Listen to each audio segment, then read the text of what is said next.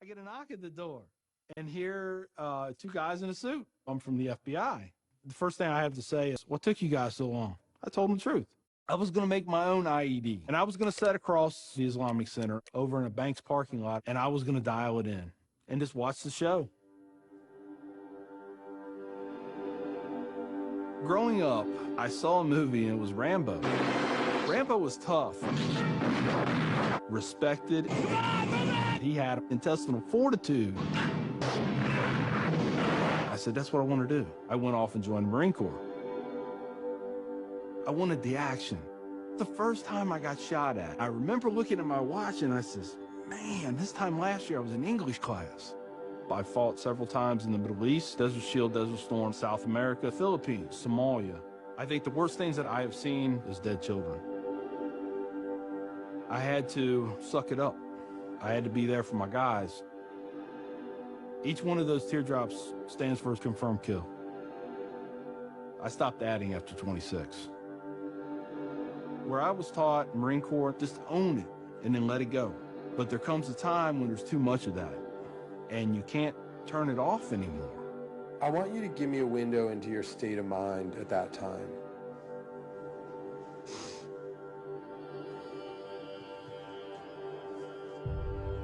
One time, my wife and I went to a DSW, and I saw in the distance these two women in black burqas in my store. I cried as I prayed for enough strength to go over there and break both their necks. I was just angry. I was just full of hate, and it just fed off itself. At that point, I was drinking a half-gallon of vodka every 2 days. I had devised a plan, create my own IED, homemade bomb, and I was going to set it off right outside the Muncie Islamic Center. 200 plus killed or injured. That was the plan. I saw an opportunity to do one last thing for my country. This was my rationale. I knew I would end up in a federal prison with a needle in my arm. I didn't care. My hatred of Islam, it was the only thing that was keeping me alive. So one day my daughter comes home, second grade maybe.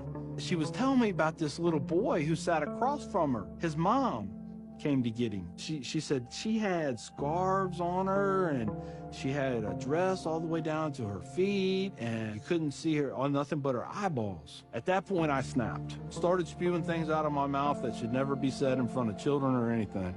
She didn't say anything. It was the look on her face. I remember my daughter looking at me like I was absolutely the craziest person on the face of the earth. She was my little buddy. She used to say we were road dogs. I know, I saw it in her eyes. I made her question that love.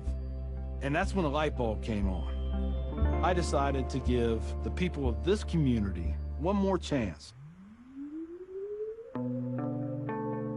So I went to the Islamic Center, see a gentleman in the shoe room taking off his shoes. He looks at me and he smiles. He said, can I help you? And I said, yeah, I want you to teach me about Islam. So he went and he gave me a Quran. Read this. Come back when you have questions. So I did. And I would see things in the book. I'd be like, there it is. I got them right there. Explain that to me. And they would. This was a kind of awakening. Long story short, 8 weeks after that first day I stepped into the Islamic Center, I became a Muslim.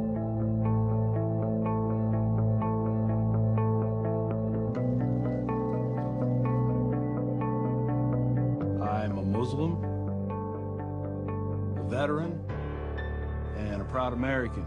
I had learned that I was completely wrong about everything that I felt. You know, Judaism had a message, Christianity had a message, Islam had a message. Funny thing is, though, it was the same message. It was about peace, and it was about love. Please join me in welcoming Mr. McKinney. My big thing is now to stop the hate. Nothing good has ever come out of hatred. I've done too many things.